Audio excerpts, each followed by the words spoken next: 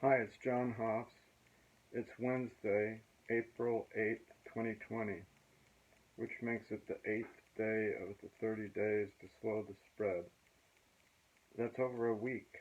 I'm sort of surprised it went by so quickly. I found myself very out of time today. I couldn't think of what day of the week it was.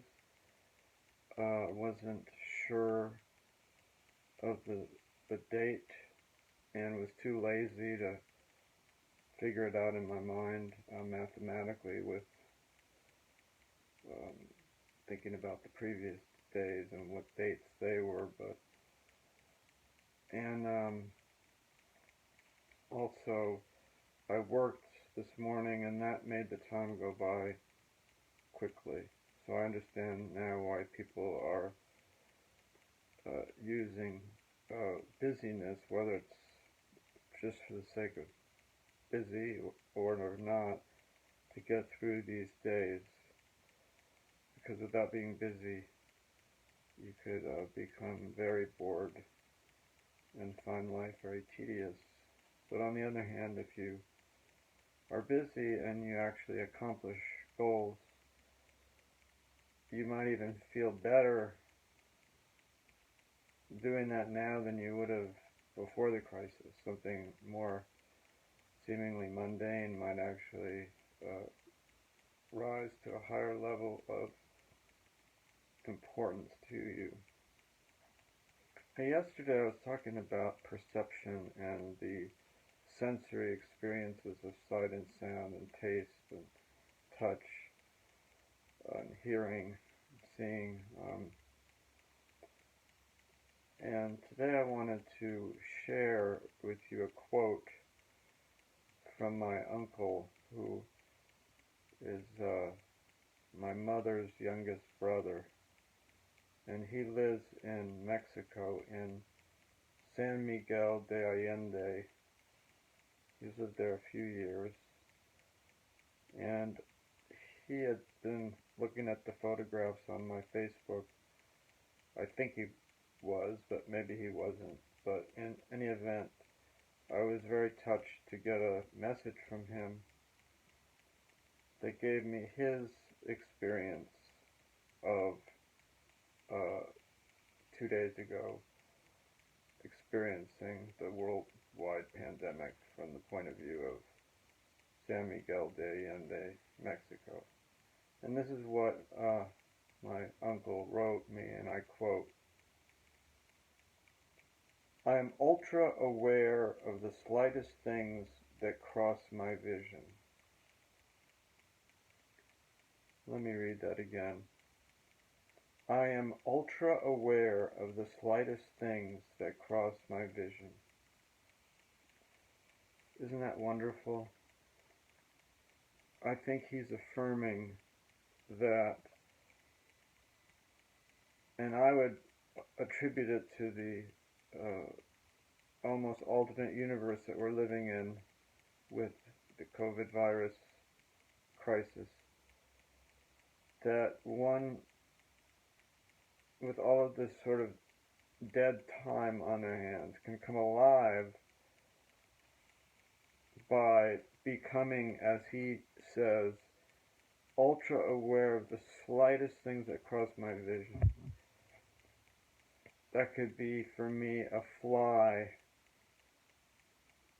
flying into my living room from the porch outside, or it could be noticing the poster behind my head and Uma Thurman lying on it, and the movie being Pulp Fiction, and that's actually my son's poster, and it has some autographs on it.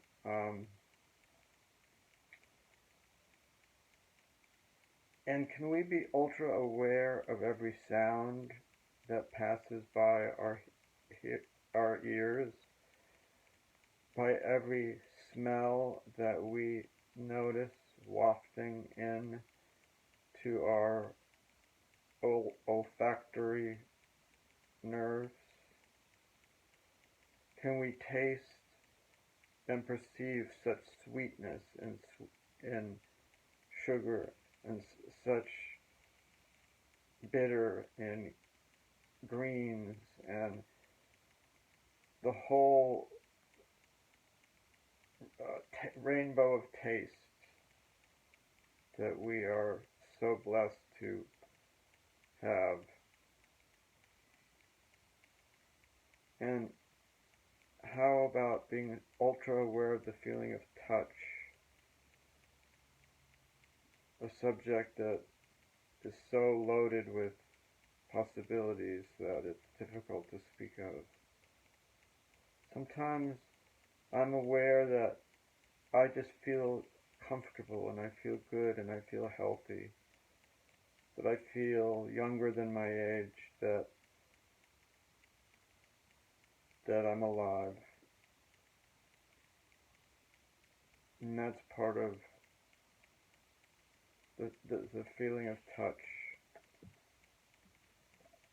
When we curl up with alone and our hands are holding on to our thighs, or we take a shower or a bath and just glory in the pure pleasure of the water and the warmth of its temperature.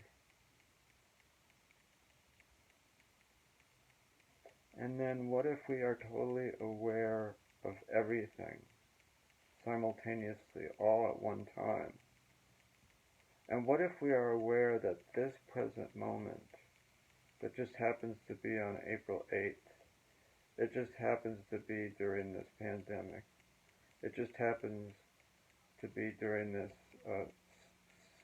sheltering in place, and we look and become aware at this present moment, and we are thunderstruck by how the entire universe has somehow aligned and conspired by mysterious means to put us right at this moment and in this moment. And we know it when we see it, and we know, yes, this is it. And a feeling of exaltation follows, and we feel like everything is just right in the world, perfect in the world, even things that wouldn't normally be considered good or right. And a perfect example would be the pandemic. Obviously, it's not good, it's bad, but is it right? Well, it's somehow right within the universal, I guess you would say, universal power that controls all things. But it doesn't even matter. Right and wrong cease to matter, because everything is connected to everything else. So even the bad is connected to the good, you know? And